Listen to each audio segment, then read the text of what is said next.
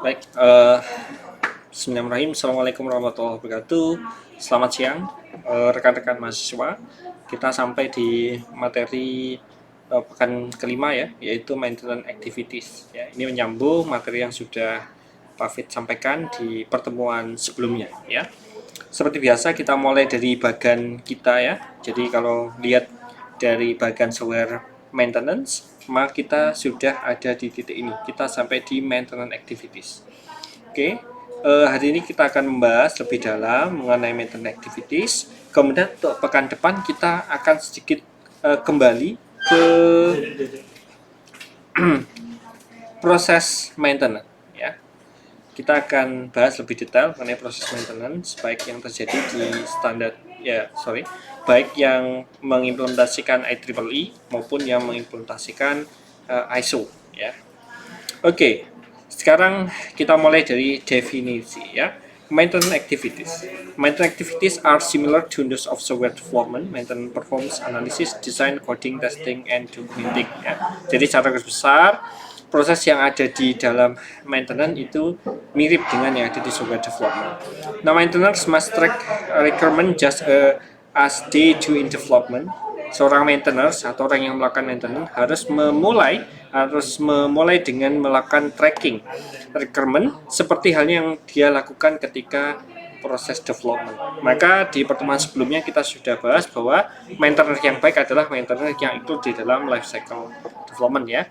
Jadi dia ikut tergabung di dalamnya, kalau tidak dia harus punya dokumentasi yang lengkap, punya code-nya dan lain sebagainya. Nah, maintainer must update document as baseline change ya. Jadi maintainer harus mengupdate documentation ya. Ketika satu fungsi awalnya 1+2 menjadi 1+3, maka itu harus diupdate oleh seorang maintainer ketika melakukan maintenance. Kenapa? Karena itu akan menjadi baseline ya. However, for software maintenance, the activity involves processes unique to maintenance ya. Sebagai maintainer, aktivitas yang muncul itu akan unik ya untuk setiap kondisi. Jadi ketika rekan-rekan melakukan A di case A, belum tentu nanti A itu akan fit atau sesuai untuk case B dan seterusnya. Sehingga kemampuan untuk melihat permasalahan kemudian mencari alternatif solusinya itu menjadi hal yang sangat penting dimiliki oleh seorang maintainers. Nah, maintainers must processes an intimate knowledge of the code structure and content. That knowledge is used by maintainers to perform impact analysis. Ya, jadi seorang maintainers itu juga harus memiliki pengetahuan yang mendalam mengenai struktur code-nya dan juga konten yang ada di dalam sebuah software. Kenapa? Karena knowledge ini atau pengetahuan ini akan digunakan oleh seorang maintainers untuk melakukan analisis impact ya, perform impact. Sehingga dari situ kita bisa ukur mana yang impact-nya tinggi, mana yang impact-nya rendah dan seterusnya. Nah, impact analysis identifies all system and system product affected by change request and develop an estimate of the resources needed to accomplish the change. Jadi impact analysis adalah identifikasi mengenai keseluruhan dari sistem dan juga produk sistemnya yang terdampak oleh perubahan yang diminta oleh pengguna dengan mengestimate resource yang dibutuhkan untuk meet the change ya, untuk memenuhi perubahan yang diminta. Additionally, the risk of making the change is determined. Jadi biasanya kadangkala resikonya itu sudah terdefinisi dengan baik ya. The change request sometimes called a modification request and often called as problem report ya. Jadi sometimes kita bisa panggil atau sebut sebagai modification request, sometimes kita bisa sebut sebagai problem report. Tapi itu adalah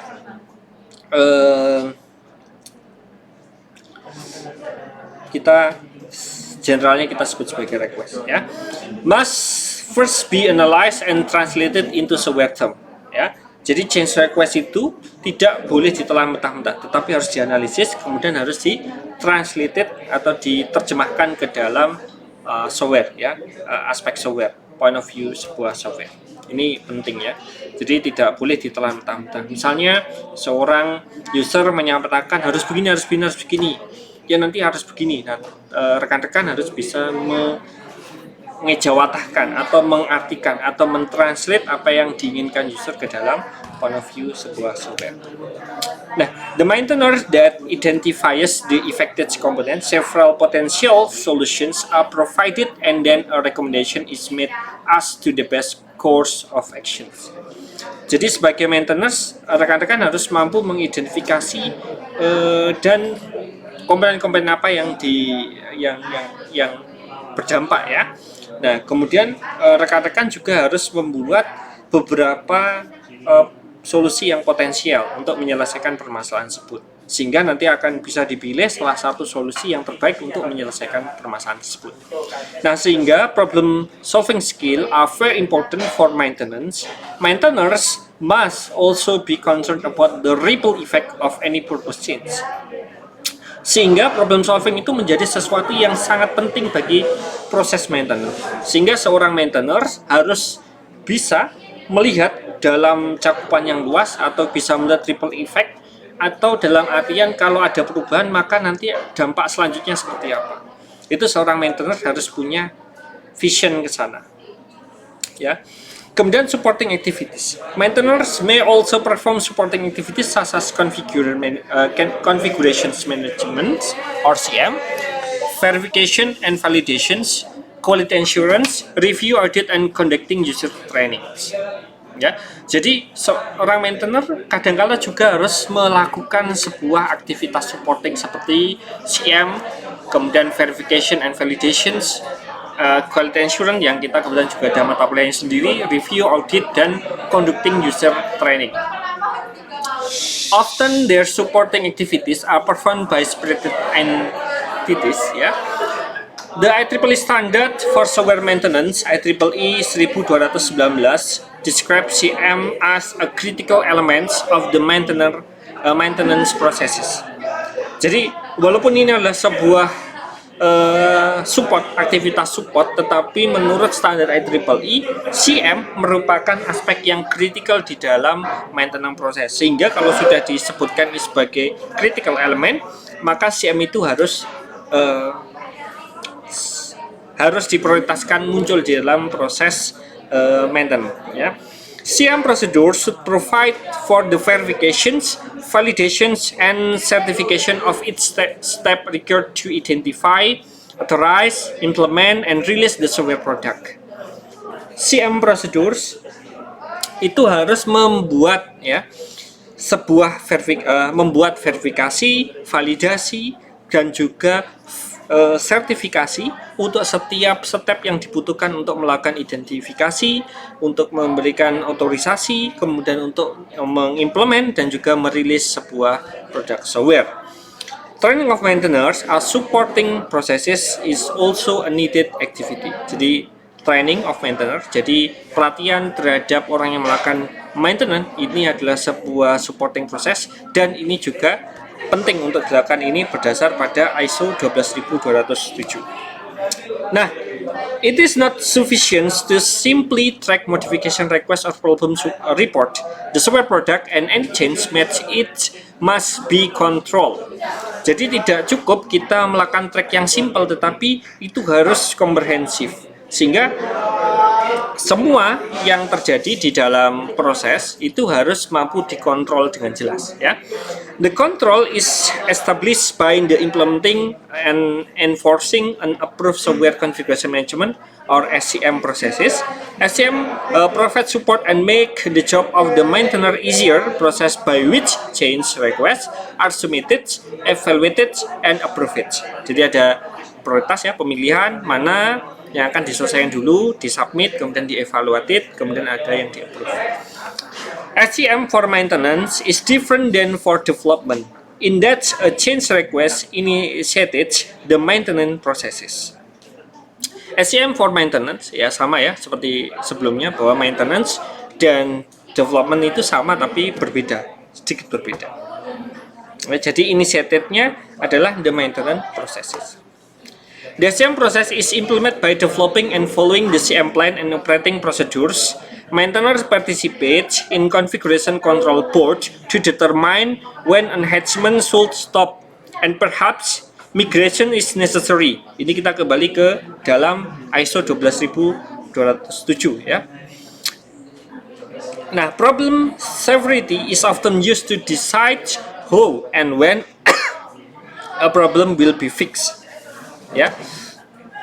Jadi SCM proses itu diimplementasi dengan mengembangkan dan juga mengikuti CM plan ya, dan juga operating procedure yang telah didefinisikan sebelumnya. Kemudian seorang maintainers harus berpartisipasi ke dalam sebuah configuration control board untuk mendeterminasikan kapan sebuah enhancement atau penyatuan itu harus di stop dan kapan itu terkadang juga butuh untuk dimigrasi jika dibutuhkan ya. Oke. Kemudian quality. It's not sufficient to simply hope that increased quality will result from the maintenance of software. It must be planned and processes implemented to support the maintenance processes. Jadi teman-teman nggak bisa menyatakan bahwa kalau saudara melakukan sebuah proses maintenance maka kualitas aplikasi akan baik. Tidak ya ternyata. Tetapi kualitas itu justru ditentukan oleh persiapan yang matang bahkan sebelumnya. Tetapi proses maintenance itu adalah sebuah proses yang berdampingan, yang juga sudah disiapkan atau sudah di-planning sebelum software itu dirilis. Ya, the activities of technique for software quality assurance or SQA and V&V must be selected in concern with all other processes to achieve the level of quality desired.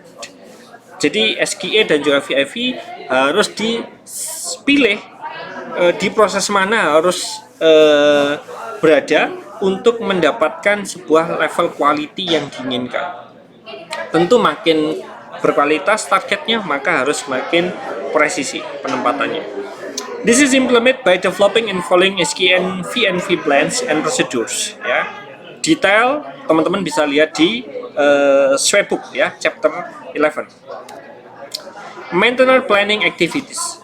An important activity for software maintenance is planning, whereas development typically can last for 1 up to 2 years. The operations and the maintenance parts typically last for many years. Ya, jadi seperti yang kita tahu bahwa perencanaan itu adalah menjadi hal yang sangat penting, termasuk di dalamnya dalam proses maintenance, di mana dalam pengembangan itu biasanya kita 1-2 tahun, tetapi operasi dan juga maintenance itu bisa berjalan banyak tahun. Ya. Developing accurate estimation of resources is key element of the maintenance.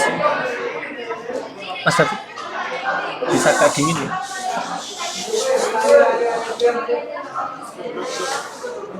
Developing accurate estimations of resources is key elements of the maintenance planning. Those resources, which include costs, should be included in the project planning budget. Ya, jadi accurate estimation itu harus ditentukan termasuk resource-nya dan juga harus berkaitan langsung dengan budget. Karena kalau teman-teman sudah masuk ke dunia software, industri software, maka budget itu menjadi sesuatu yang mutlak juga harus diperhitungkan. Nah, maintenance planning should begin with the decision to develop a new system and should consider quality objective, a concept, and then a maintenance plan should be developed. Jadi maintenance planning itu harus dimulai ketika kita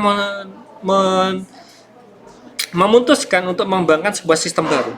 Dan yang perlu diingat bahwa kualitasnya itu harus dilihat secara objektif, tidak boleh subjektif.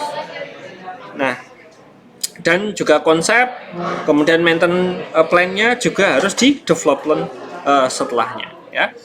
The concept for maintenance should address first the scope of the software maintenance, scope-nya seperti apa, the tailoring of post-delivery process-nya, post-delivery process seperti apa, the designations of who will provide maintenance, siapa yang akan melakukan maintenance atau maintenance-nya siapa, an estimate of life cycle cost, jadi biaya untuk melakukan life cycle maintenance-nya seperti apa. Kemudian maintenance planning activities. Once the maintenance concept is determined, the next step is to develop the maintenance plan. Jadi setelah konsepnya dideterminasikan, ditentukan, maka step berikutnya harus mengembangkan rencana maintenance-nya. The maintenance plan should be prepared during the software development and should specify how user will request modification or report problem. Jadi harus dibuat aturan bagaimana seorang user itu dapat merequest sebuah modifikasi atau mereport sebuah problem. Kalau tidak, nanti user bisa melebar kemana-mana ya. Maka rule ini menjadi satu hal yang penting dan mutlak ada. Maintenance planning is addressed in IEEE, standar IEEE 1219 dan juga di ISO 14764 ya. Nah, ini adalah materi di pekan ke-7 ya. Nanti kita akan belajar mengenai key issues in software maintenance. Ada technical problem itu berupa limited understanding, testing, impact analysis, maintainability ya. Ini biasa muncul di user ya, limited understanding. Management, alignment with user organization issues ya, outsourcing, organization structure, maintenance cost and cost estimation, cost estimation, parametric model, experience, software maintenance measurement, specific software sizes, software staffing, maintenance request number or status, software enhancement number or status, computer resource utilization, fault density, software velocity, discrepancy report, open durations, break or fix ratio, software reliability, design complexity, and fault type distributions. Itu akan kita pelajari di pertemuan ke-7 ya. Baik, terima kasih. Mungkin itu teman-teman yang dapat Pak Afid sampaikan. Untuk detailnya nanti rekan-rekan bisa tanyakan menjelang UTS ya di kelas. Nanti silakan teman-teman boleh bertanya ke Pak Afid tentang detail-detail yang teman-teman rasa belum cukup memahami. Baik, terima kasih atas perhatiannya. Pak Afid akhiri. Akhirul kalam. Assalamualaikum warahmatullahi wabarakatuh.